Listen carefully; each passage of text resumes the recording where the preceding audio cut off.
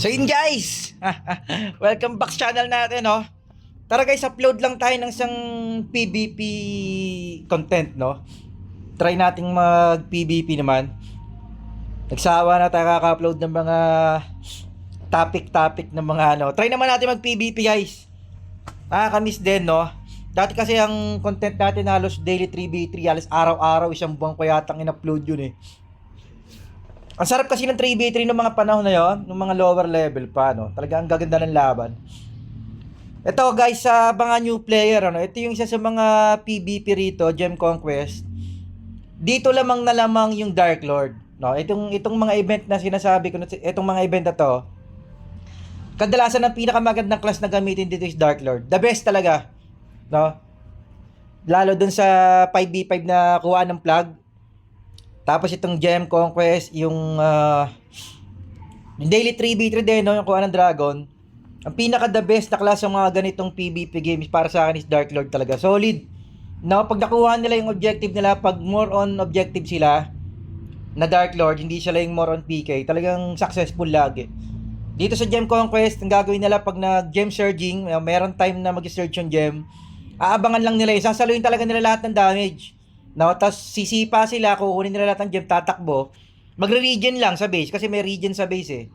So, kung Dark Lord kayo guys, ito yung isa sa pinakamagagandang ano yun, part ng game na may enjoy nyo yung pagiging Dark Lord nyo. So, matutuwa talaga kayo. Sobra. Ito na naman tayo sa lag sa damo.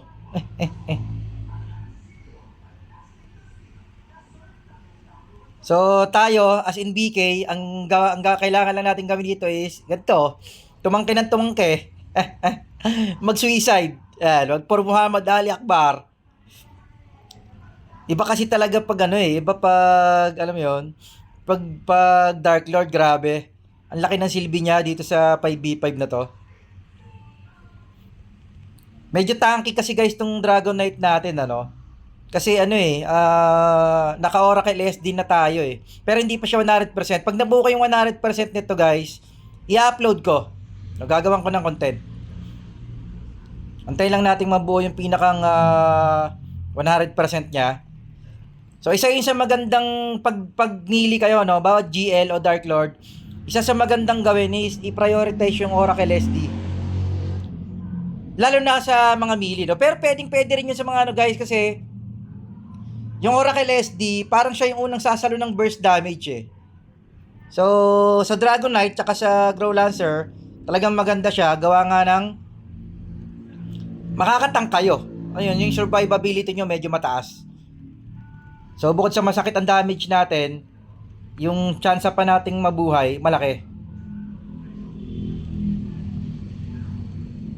Ang galing mag-blink nito. Kunat niya ha. Aba?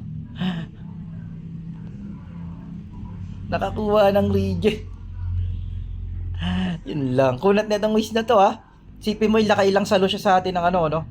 Nakailang salo siya sa atin ng tawag rito, ng Fatal Strike. So eto siya. Kunat niya ha. Kanina pa natin siya hinahabol ha. Ayun na. Huwag kang kumuha niyan. Masama. Buti na matay na, no? Tagal natin siya hinahabol ha.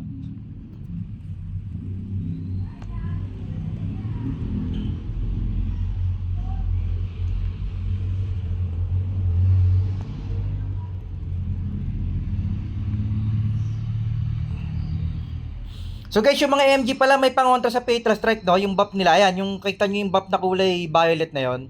Pangontra nila sa Fatal Strike yun. Pag nakaganon sila, hindi sila tinatabla ng Fatal Strike. Sa review natin nabasa ko yun, ano? So, yun ang pangontra. Pag nag-buff ng ganon ng MG, so ang laki ng chance nila na ano, hindi sila tabla ng Fatal Strike.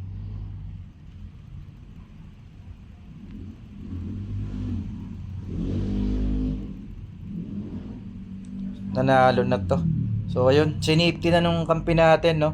Isa rin pala yung mage sa maganda sa event, no. Lalo sa mga ganito kasi nga ang gagawin nila kapag nag-pure objective sila, ayun na, kukunin lang nila yung objective tapos mag-out sila sa ano, alam mo yun, bounce out sila sa clash. Tulad nung ginawa ng mage natin, o nag-ipon lang siya ng nag-ipon ng gem. So anyway, siningit ko lang ang at least meron lang tayong bagong content, maiba lang. So at least may eksilan naman tong video. Pagtiyagaan nyo na. So ito yung Gem Conquest guys para sa mga new player, no, yung mga maglalaro ng MU Monarchs na bago. Hindi ito lalabas kagad sa server nyo, alam ko eh. Matagal bago lumabas tong Gem Conquest. So isa to sa mga event na PvP event na makakakuha kayo ng ito ng coins, no? Panggawa ng Shining Set. Ay no, nakalagay, use to craft the Shining Set. So ano ba yung Shining Set? Ito siya. Siya yung sa mga bagong gear, no? So yan, wala pa tayong weapon, buo pa lang yung set natin. So ang set effect niya, set max HP plus 5%, 7 pieces, set attack plus 5%. Okay, so yun lang guys, siningit ko lang, no? Gumawa lang tayo ng isang content for PvP. Zay Gabelto, S527. Agiel, Dragonite, out tayo guys. So yung mga magpapa-shoutout, susunod na video tayo mag-shoutout, no? Kasi siningit sorry, siningit ko lang tong video na to, no? Nag-Gem Conquest lang ako tapos naisipan ko lang siyang i-record, no? Para maiba lang. So yun lang guys, out tayo. Out.